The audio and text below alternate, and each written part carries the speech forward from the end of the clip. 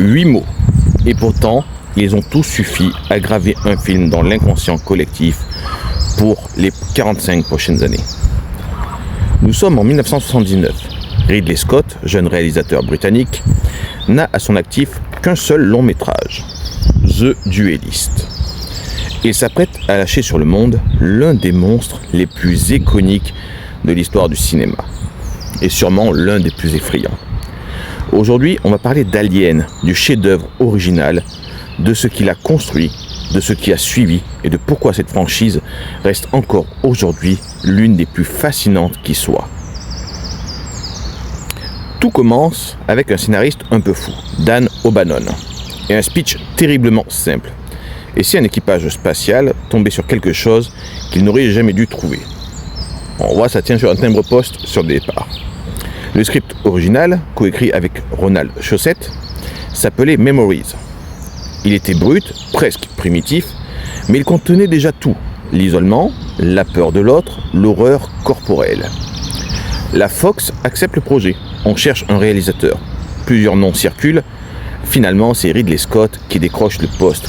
Et sa première décision, ce sera de tout changer. Il appelle Asher Ginger, ou Ginger, sûrement comment vous le prononcez. Ginger est un artiste suisse dont les tableaux représentent des hybrides entre chair humaine et machine. Un univers qui donne la nausée, fascinant et révulsant à la fois. Scott lui confie le design de l'alien, du vaisseau d'Irelic et du Space Jockey, de tout ce qui appartient à l'autre.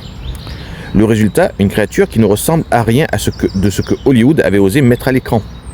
Pas de grands méchants en costume latex, pas de monstres verts avec des yeux rouges, non, quelque chose d'organique, de sexualisé presque, et d'absolument terrifiant. Le xénomorphe est né, et avec lui, un nouveau standard de la science-fiction horrifique. Alien, c'est avant tout un film de patience et d'atmosphère. Ridley Scott prend son temps. Les 45 premières minutes du film sont quasi dénuées d'action. On vit avec l'équipage du Nostromo, on mange avec eux, on entend leurs disputes, on comprend leur dynamique. C'est ce qu'on appelle la mise en place. Et c'est exactement ce qui rend la suite insupportablement stressant. L'équipage du Nostromo, c'est 7 personnes, pas des super soldats, pas des héros, juste des ouvriers de l'espace, des techniciens, des gens ordinaires coincés dans l'extraordinaire. Et au centre, Ellen Ripley, jouée par Sigourney Weaver, alors peu connue. Du coup, personne n'a vraiment conscience de qui sera le personnage principal. Ripley est un tournant dans l'histoire du cinéma. Dans un film d'horreur de 1979, la survivante finale n'est pas sauvée par un homme, elle ne crie pas dans un coin, elle se bat, elle analyse, elle prend des décisions difficiles, elle est le personnage le plus compétent du film. C'est révolutionnaire pour l'époque et ça reste percutant aujourd'hui. Mais revenons au monstre, puisque c'est lui qui nous intéresse. Scott fait un choix audacieux, on ne voit presque jamais l'alien en entier. Des ombres, des membres, une gueule qui surgit, notre imaginaire fait le reste. Et notre imagination est toujours plus terrifiante que ce qu'un film peut nous montrer. D'ailleurs, c'était le leitmotiv de Steven Spielberg sur Les Dents de la Mer, ne l'oublions pas. C'est la leçon de Hitchcock, c'est la leçon des grands maîtres de l'horreur, et Scott l'applique à la perfection. D'ailleurs, Alien remporte l'Oscar des meilleurs effets spéciaux en 1980. Il est aujourd'hui au panthéon du cinéma mondial. 7 ans plus tard, en 1986, un jeune réalisateur canadien qui vient de faire le génialissime Terminator prend la suite. Son nom, James Cameron. Et Cameron fait quelque chose d'audacieux. Il ne refait pas Alien, il fait l'opposé exact. Là où Scott choisissait la terreur lente et l'isolement, Cameron choisit l'action, l'adrénaline, la guerre. Alien avec un S, c'est Ripley qui revient sur le LV-426 avec une escouade de Marines. C'est du pur cinéma de genre efficace, explosif, bourré de répliques cultes. Le film est différent, mais il est brillant dans sa différence. Cameron comprend qu'on ne peut pas rivaliser avec Scott sur le terrain de l'horreur pure. Alors, il redéfinit les règles. L'Alien introduit la reine Alien, introduit le Power Ladder et offre à Ripley son moment le plus iconique. Le film reçoit 7 nominations aux Oscars. Il est considéré aujourd'hui comme l'une des meilleures suites jamais réalisées. Et surtout, pour beaucoup, comme le meilleur épisode de la saga Alien. Si, c'est le préféré des gens. Et là, on va rentrer sur l'épisode qui fâche, Alien 3. Alien 3 en 1992 est signé par David Fincher, celui à qui on doit Fight Club et Seven, donc autant dire un bon réalisateur sur le papier. Mais à l'époque, c'est un jeune réalisateur confronté à une production catastrophique, des interférences de studio permanents et des décisions scénaristiques qui a choqué les fans. Tuer Newt et X dès les premières minutes. La petite fille sauvée dans le 2 est retrouvée morte. Fisher lui-même a renié le film. Il refuse encore d'en parler aujourd'hui, tellement que ce film l'a déçu et qu'il a les nerfs dessus. Et pourtant, il y a quelque chose, une ambiance, une photographie, une réflexion sur la mort et la rédemption. La version Director Cut, enfin la version finale qu'il a fait, disponible dans les coffrets, est bien plus intéressante que la version cinéma. Et moi, j'avais bien aimé le fait que là, on soit encore sur un truc différent, où il n'y a pas d'armes, où les gens ne peuvent que fuir face à la menace et tendre des pièges, tendre des sas.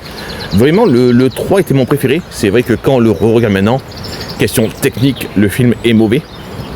Mais pour moi, il avait vraiment un truc.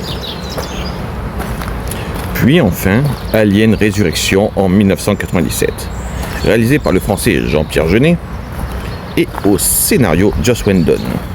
On retrouve Winona Ryder et Sigourney Weaver. Le film est bizarre, parfois drôle involontairement, et ce n'est pas du tout ce que les fans attendaient. Et je dois dire que je partage cet avis.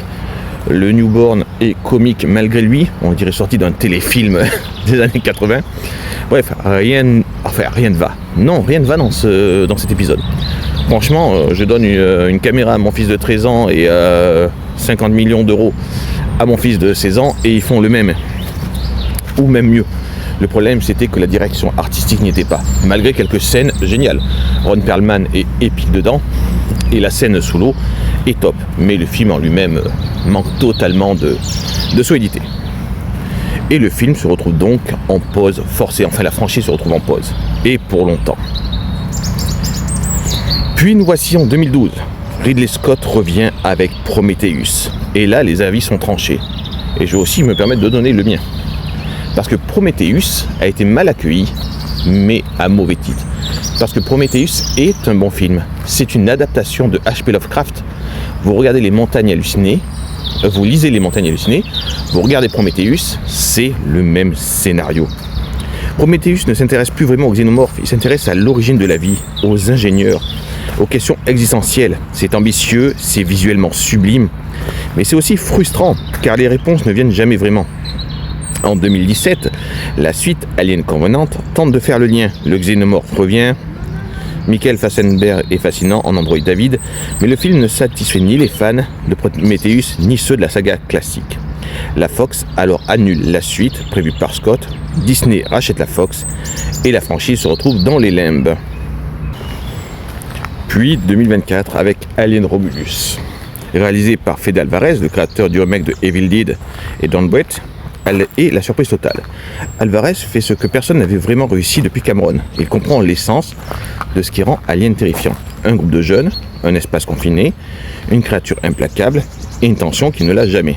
Romulus est un hommage intelligent au film de 1979. Il se situe chronologiquement entre Alien et Aliens, entre le 1 et le 2 si vous préférez. Il renoue avec l'horreur pure, la claustrophobie, la brutalité.